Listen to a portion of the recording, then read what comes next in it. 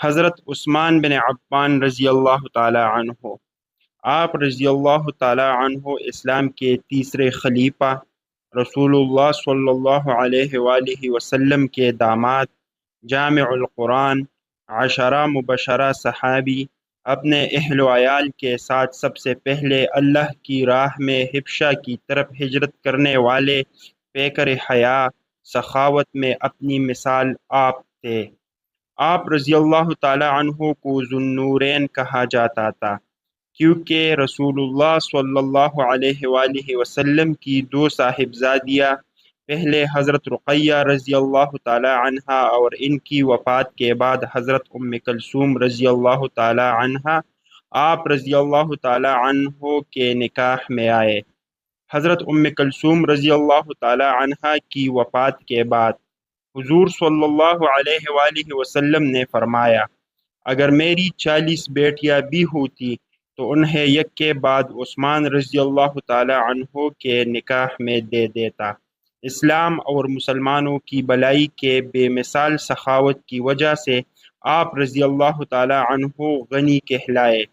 حضرت عمر رضی اللہ تعالی عنہ نے اپنی شہادت سے پہلے خلافت کے لیے 6 نام دیے، ان میں سے مشورے سے حضرت عثمان رضی اللہ تعالی عنہ کو خلیفہ بنایا گیا۔ آپ رضی اللہ تعالی عنہ کی خلافت کا دور تقریباً 12 سال تھا۔ اس دور میں بھی اسلامی فتوحات جاری رہے، مسلمانوں کی بحری فوج بنائی گئی اور مسجد حرام اور مسجد نبوی کی توسیع کا کام ہوا۔ آپ صلی اللہ علیہ وآلہ وسلم نے حضرت عثمان رضی اللہ تعالی عنہ کے بارے میں فرمایا، کیا میں اس آدمی کا حیا نہ کروں جس سے فرشتے بھی حیا کرتے ہیں؟ آپ رضی اللہ تعالی عنہ جب اسلام لائے تو آپ رضی اللہ تعالی عنہ کے چچا نے نئے دین کو اپنانے سے منع کیا، اور جب آپ رضی اللہ تعالی عنہ نے انکار کیا تو ڈرایا، دھمکایا، پھر چٹائی میں لپیٹ کر مارا پیٹا، دوے کی دوتی دی، لیکن آپ رضی اللہ تعالی عنہ کسی بھی صورت اسلام کو چھوڑنے پر راضی نہ ہوئے۔ پھر رسی سے باندھ دیا، پھر مارنا شروع کیا، لہو لہان کر دیا، لیکن آپ رضی اللہ تعالی عنہ نے کہا، چاہے میرے ٹکڑے ٹکڑے کر دو، میں بتوں کی عبادت ہرگز نہیں کروں گا۔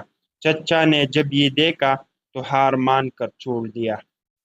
ایک دفعہ حضرت عثمان رضی اللہ تعالی عنہ ملک و شام سے تجارتی قافلہ لے کر مدینہ پہنچے۔ اس وقت مدینہ میں سخت قحط پڑا ہوا تھا۔ جب مدینہ کے تاجروں کو پتہ چلا تو وہ دوڑے دوڑے حضرت عثمان غنی رضی اللہ تعالی عنہ کے دروازے پر آئے تاکہ وہ آپ رضی اللہ تعالی عنہ سے غلہ خرید کر منہ مانگے داموں بیچ سکے۔ دروازے پر دستک دی، حضرت عثمان رضی اللہ تعالی عنہ مسکراتے ہوئے آئے، دروازہ کھولا۔ تاجروں نے کہا، آپ کا تجارتی قافلہ آیا ہے، اس میں کھانے پینے کا سامان بھی ہے، ہم خریدنا چاہتے ہیں۔ حضرت عثمان رضی اللہ تعالی عنہ نے کہا، ٹھیک ہے، اندر آ جاؤ۔ تاجر بولے، ہم آپ کو 10 کے 12 دیں گے۔ آپ رضی اللہ تعالی عنہ نے فرمایا، یہ تو کم ہے، اور بڑھاؤ۔ تاجر بولے، چلو 10 کے 14 لے لے۔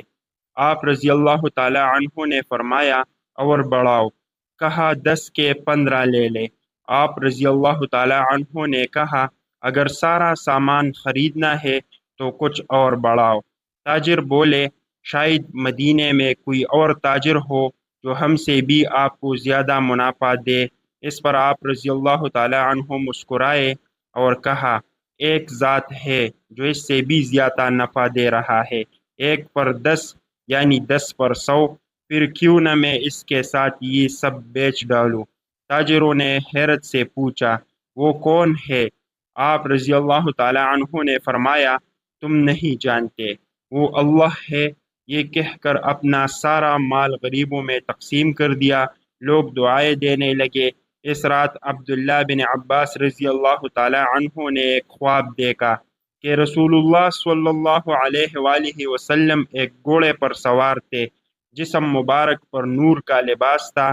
آپ صلی اللہ علیہ وآلہ وسلم جلدی میں معلوم ہو رہے تھے۔ ابن عباس رضی اللہ تعالی عنہ نے عرض کیا، یا رسول اللہ صلی اللہ علیہ وآلہ وسلم، میں آپ کی زیارت اور آپ کی زبان مبارک سے کچھ سننا چاہتا تھا، لیکن آپ جلدی میں ہے، شاید کہیں پہنچنا ہے۔ آپ صلی اللہ علیہ وآلہ وسلم نے فرمایا، ہاں اے ابن عباس رضی اللہ تعالی عنہ، آج عثمان رضی اللہ تعالی عنہ نے جو صدقہ دیا ہے، اللہ نے اسے قبول فرما لیا ہے اور جنت میں ایک حور سے شادی کر دی ہے۔ ہم آج اسی دعوت میں جا رہے ہیں۔ عثمان رضی اللہ تعالی عنہ بدر کی لڑائی میں شریک نہ ہو سکے تھے۔ ان کے نکاح میں رسول اللہ صلی اللہ علیہ وآلہ وسلم کی ایک صاحبزادی تھی اور وہ بیمار تھی۔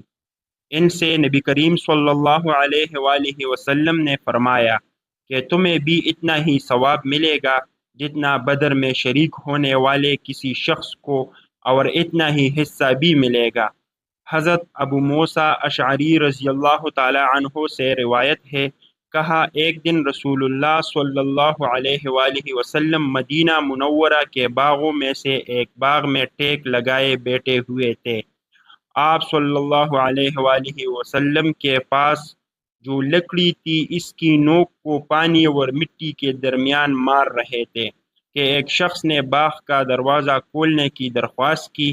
آپ نے فرمایا، دروازہ کھول دو اور اس کے آنے والے کو جنت کی خوشخبری سنا دو۔ ابو موسیٰ رضی اللہ تعالی عنہ نے کہا، وہ ابو بکر رضی اللہ تعالی عنہ تھے۔ میں نے ان کے لیے دروازہ کھولا اور انہیں جنت کی بشارت دی۔ کہا پھر ایک اور شخص نے دروازہ کھولنے کی درخواست کی۔ آپ صلی اللہ علیہ وآلہ وسلم نے فرمایا، دروازہ کھول دو اور اسے بھی جنت کی بشارت دو۔ میں گیا تو وہاں حضرت عمر رضی اللہ تعالی عنہ تھے۔ میں نے ان کے لیے دروازہ کھولا اور انہیں جنت کی بشارت دی۔ اس کے بعد ایک اور شخص نے دروازہ کھولنے کی درخواست کی۔ کہا تو آپ سیدھے ہو کر بیٹھ گئے۔ پھر فرمایا، دروازہ کھولو اور فتنے پر جو برپا ہوگا انہیں جنت کی خوشخبری دے دو، یعنی ایک آزمائش کے ساتھ جو ان پر آئے گی، جنت کی بشارت دے دو۔ کہا میں گیا تو وہ عثمان بن عفان تھے۔ کہا میں نے دروازہ کھولا اور انہیں جنت کی خوشخبری دی اور آپ نے جو کچھ فرمایا تھا انہیں بتایا۔ انہوں نے کہا، اے اللہ، صبر عطا فرمانا، اور اللہ ہی ہے جسے مدد طلب کی جاتی ہے۔ رسول اللہ صلی اللہ علیہ وآلہ وسلم نے عثمان رضی اللہ تعالی عنہ کو مکہ بھیجا، اور بیعت رضوان عثمان رضی اللہ تعالی عنہ کے مکہ جانے کے بعد ہوئی۔ پھر رسول اللہ صلی اللہ علیہ وآلہ وسلم نے اپنے دست مبارک سے اشارہ کرتے ہوئے فرمایا، یہ عثمان کا ہاتھ ہے، اور اسے اپنے دوسرے ہاتھ پر مارا اور فرمایا، یہ عثمان کی طرف سے بیعت ہے۔ حضرت ثمامہ بن خزن قشیری رضی اللہ تعالی عنہ سے منقول ہے کہ میں اس وقت حضرت عثمان رضی اللہ تعالی عنہ کے گھر کے پاس موجود تھا جب حضرت عثمان رضی اللہ تعالی عنہ نے دیوار کے اوپر سے محاصرہ کرنے والے باغیوں پر جھانکا اور فرمانے لگے، میں تم سے اللہ کی قسم اور اسلام کا واسطہ دے کر پوچھتا ہوں، کیا تم جانتے ہو کہ رسول اللہ صلی اللہ علیہ وآلہ وسلم مدینہ منورہ تشریف لائے تو بئر روما کے سوا وہاں میٹھا پانی نہیں تھا؟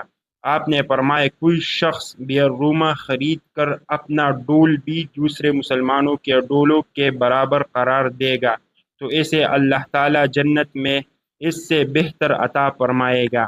میں نے اپنے خالص مال سے وہ کنواں خریدا اور میں نے اس میں اپنے ڈول کو عام مسلمانوں کے ڈولوں کے برابر ہی سمجھا، جبکہ آج تم نے مجھے اس سے پانی پینے سے روک رکھا ہے، حتیٰ کہ میں سمندری پانی جیسا نمکین پانی پیتا ہوں۔ حاضرین نے کہا، ہاں اللہ کی قسم، یہ بات صحیح ہے۔ حضرت عثمان رضی اللہ تعالی عنہ نے فرمایا، میں تم سے اللہ کی قسم اور اسلام کا واسطہ دے کر پوچھتا ہوں، کیا تم جانتے ہو کہ میں نے غزوہ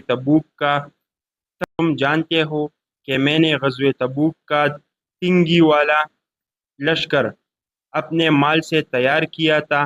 انہوں نے کہا، اللہ کی قسم ہاں۔